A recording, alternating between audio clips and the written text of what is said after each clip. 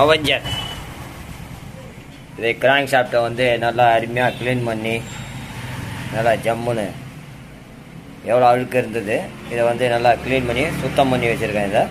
So அடுத்தது பார்த்திங்கன்னா இந்த பின்னு தான், இந்த கை செட்டு தான் இதில் மாற்ற போகிறது.